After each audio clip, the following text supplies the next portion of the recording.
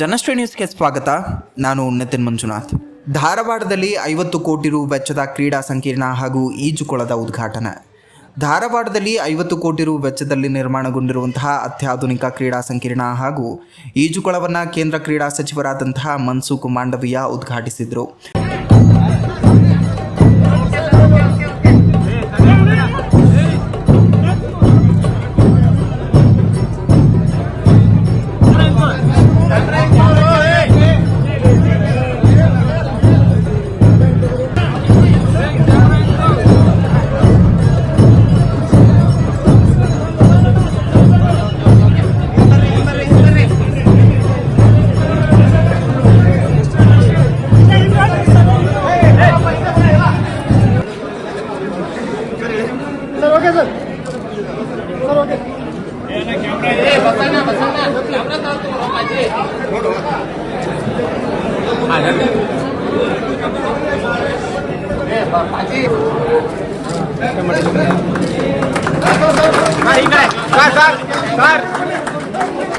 ಈ ಸಂದರ್ಭದಲ್ಲಿ ಕೇಂದ್ರ ಸಚಿವ ಪ್ರಹ್ಲಾದ್ ಜೋಶಿ ಹಾಗೂ ವಿಧಾನ ಪರಿಷತ್ ಸಭಾಪತಿ ಬಸವರಾಜ ಹೊರಟ್ಟಿ ಕೂಡ ಇದ್ದರು.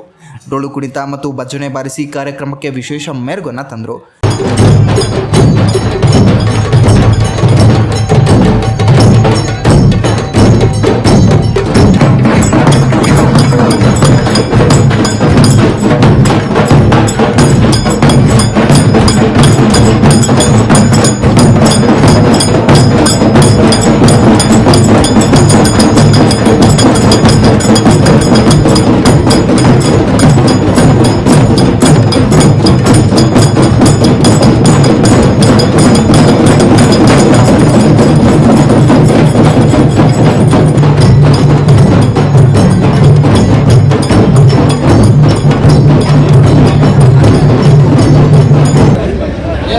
ಕಲಾ ತಂಡಗಳೊಂದಿಗೆ ಸೇರಿ ಡೊಳ್ಳು ಭಜನನಾದ ಬಾರಿಸಿದಂತಹ ನಾಯಕರು ಎಲ್ಲರ ಗಮನ ಸೆಳೆದಿದ್ದಾರೆ.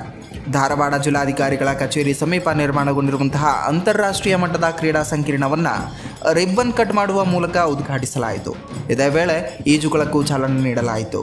ಕಾರ್ಯಕ್ರಮದಲ್ಲಿ ಜಿಲ್ಲಾಧಿಕಾರಿ ಆರ್ ಸ್ನೇಹಿಲ್ ಸೇರಿದಂತೆ ಸ್ಥಳೀಯ ನಾಯಕರು ಹಾಗೂ ವಿವಿಧ ಇಲಾಖೆಯ ಅಧಿಕಾರಿಗಳು ಉಪಸ್ಥಿತರಿದ್ದರು.